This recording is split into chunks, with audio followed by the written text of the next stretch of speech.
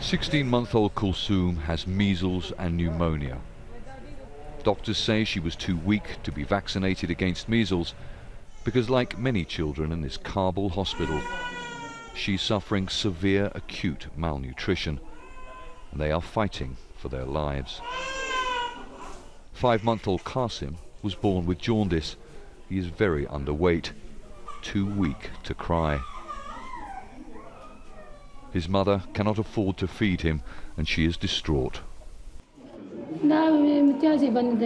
He stopped urinating and he had diarrhea and he was in pain, crying all day and night.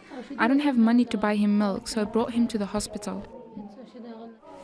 The Indira Gandhi Children's Hospital receives up to 1,300 patients a day.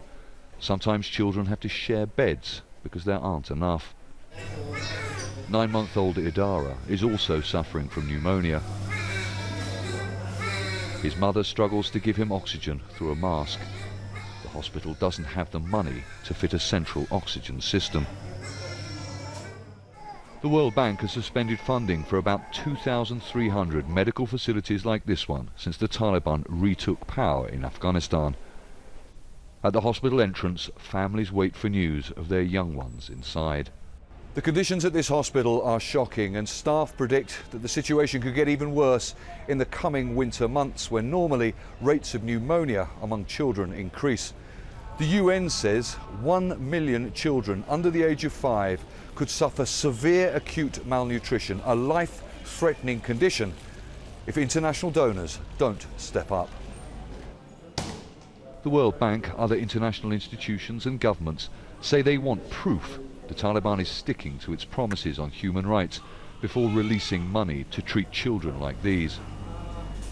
There's also the issue of channeling money to a country where the new government includes Taliban officials on UN sanction lists. This hospital has faced shortages in supplies for years, but the situation could now get a lot worse. We're trying to renovate to make more space, but we don't have a budget. We've had problems with supply and medicine shortages for 4 years. We're afraid that if our staff continue not to be paid, they may not be able to afford to come to work. The UN says governments and international donors have to put politics aside. The international community knows how to do that. They've done it elsewhere in the world, and they can do the same thing in Afghanistan.